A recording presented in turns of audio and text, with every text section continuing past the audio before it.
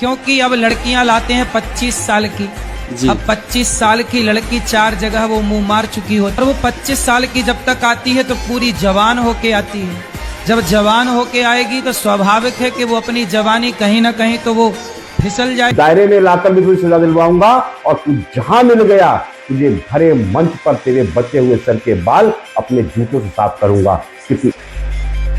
यह वीडियो देखकर आप समझ गए होंगे कि हम क्या बात करने वाले हैं, लेकिन नहीं, हम बात कुछ अलग कर रहे हैं, जिसमें जाति के आधार पर यदि कथा करने का किसी को अधिकार है तो जाति के आधार पर क्या इस तरह की भाषा बोलना सही है या नहीं, यह आपको तय करना है। लेकिन हम बात अभी कर रहे हैं उत्तर प्रदेश में घटी एक घटना की, जिसमें 2 कथावाचकों को कथा पढ़ना इतना महंगा पड़ा कि ना सिर्फ उनके साथ लोगों ने मारपीट की, बल्कि उनसे नाक रगड़वाकर महिलाओं से माफी मंगवाई गई। इससे भी जब जी नहीं भरा तो उनके ऊपर मूत्र का छिड़काव किया और उनके बाल काट दिए। जी हाँ, हम बात कर रहे हैं उत्तर प्रदेश के इटावा जिले के दानरपुर गांव की, जहां यादव 2 कथावाचकों के साथ यह पूरी घटना हुई है। हम इसे विस्तार से बताएंगे, उससे पहले यह वीडियो देखें।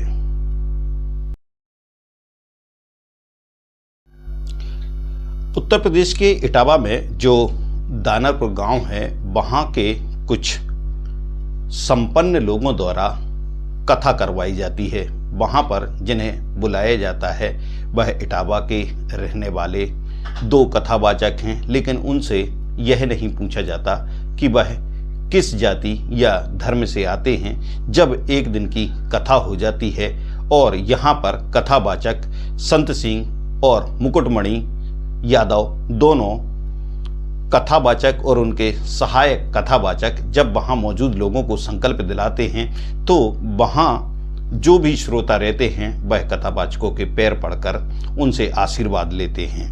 यहीं से शुरू होती है इस पूरी वारदात या कहानी की शुरुआत।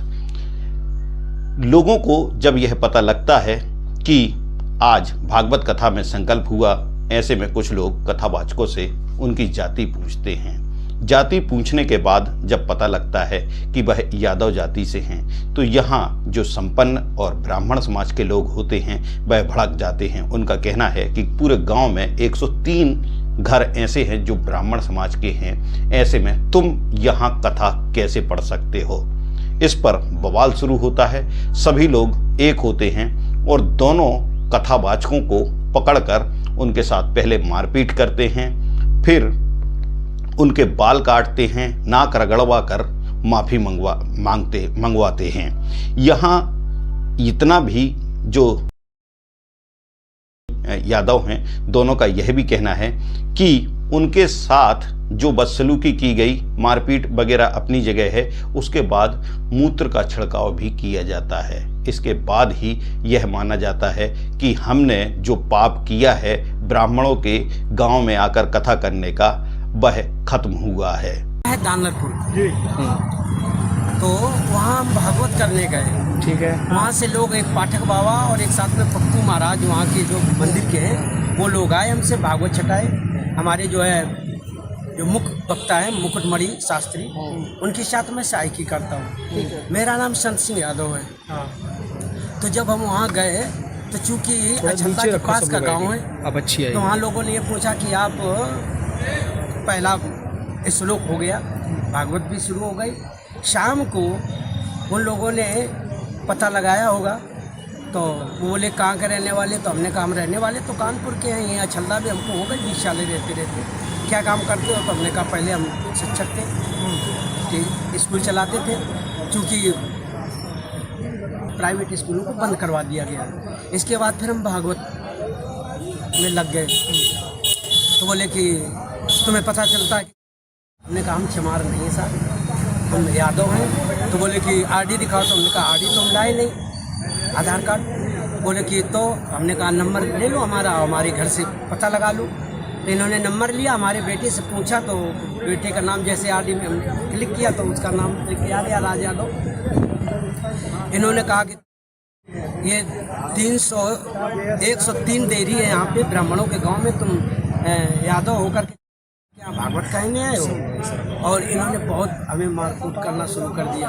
रात भर इन्होंने बहुत टॉर्चर किया सर, यहाँ तक कि हमारे बाल काट दे। और जो परीक्षित बना था, परीक्षित की मैडम से इन्होंने मूत्र, बोले भाभी आप अपना मूत्र ले आओ, उसे मूत्र से हमारे ऊपर छिड़का इन्होंने। बोले ये अब पवित्र हो गए, ब्राह्मण के मूत्र तुम्हारे ऊपर पड़ गया, अब तुम पवित्र हो गए। ले छुआए कि तुम यहाँ पे संकल्प करवाया तो आपने हमारी भाभी से, हमारी जो है ये ब्राह्मणी है, इससे आपने पैर छुआया। हमने कहा पैर हमने नहीं छुआया, हम तो वैसे भी पैर नहीं छुआते। हमने ये कहा कि ठीक है ठीक है। तो बोले कि नहीं तुमने वो तो करवाया, संकल्प तो करवाया। तो हमने कहा संकल्प तो करवाना भाई, हमारा जो पाठन क्रिया में है वो हम करेंगे। तो ये लेके आए, लेकिन तुम्हारी हिम्मत कैसे पड़ गई कि ब्राह्मणों के गांव में आए? ब्राह्मणों के गांव में तुम गद्दी पे बैठे हो और मतलब जाहिर हो। मुझे बंदी बना लिया, मोबाइल छीन लिया। उसके बाद उन्होंने 25,000 रुपए दंड लगाया। 25,000 रुपए ले लिए, एक जंजीर ले ली और एक अंगूठी ले ली। अंगूठी 4 ली थी, 3 वापस कर दी। हाँ, मारा भी है हमको लात घूसों से। और उसके बाद उन्होंने पैर छुपाए। उसके बाद जब पैसा ले लिए, जंजीर ले ली, उसके बाद उन्होंने जो है चोटी हमारी काटी।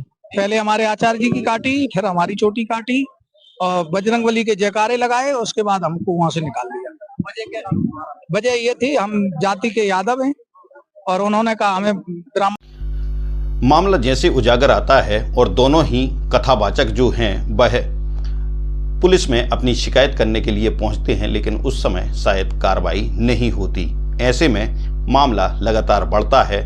प्रदेश के पूर्व मुख्यमंत्री अखिलेश यादव और जो उत्तर प्रदेश में सांसद हैं चंद्रशेखर आजाद, इस मामले में खुलकर सामने आते हैं और सरकार और प्रशासन से मांग करते हैं कि इस मामले में यदि कार्रवाई नहीं होती, दोषियों को जेल नहीं भेजा जाता, तो पूरे प्रदेश में आंदोलन होगा। आनन फानन में एफआईआर दर्ज होती है और दोषियों की गिरफ्तारी की जाती है।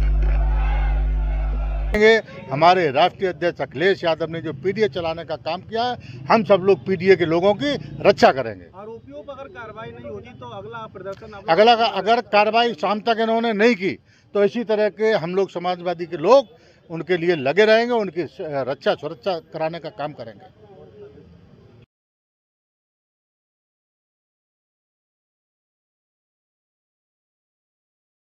मौके पर फोर्स भेजी गई और वीडियो के माध्यम से पीड़ित की पहचान की गई। पीड़ित से प्राप्त तहरीर के आधार पर तत्काल थाना बकेवर पर सुसंगत धाराओं में अभियोग पंजीकृत करते हुए 4 आरोपियों को गिरफ्तार किया गया, जिसमें वह मुख्य आरोपी निक्की भी है जो वीडियो में बाल काटते हुए दिख रहा है। यहाँ बताना होगा कि दोनों ही कथावाचक के यदि हम पूर्व परिप्रेक्ष्य को जाने तो दोनों अपना एक स्कूल चलाते थे और वहाँ पर बच्चों को शिक्षा देते थे, लेकिन बीते दिनों कई स्कूलों की मान्यता खत्म हुई। इसके बाद कानपुर से दोनों आकर इटावा रहने लगे। यहाँ पर कथा और लोगों के दर पूजन आदि करके अपना पेट पाल रहे थे। कई जगह अलग अलग खुद के कानून बनाए जा रहे हैं। भारतीय संविधान कहता है कि हर नागरिक को समता और समानता का अधिकार है, जहां धर्म, लिंग, जाति या जन्म के आधार पर कोई भेदभाव नहीं होता।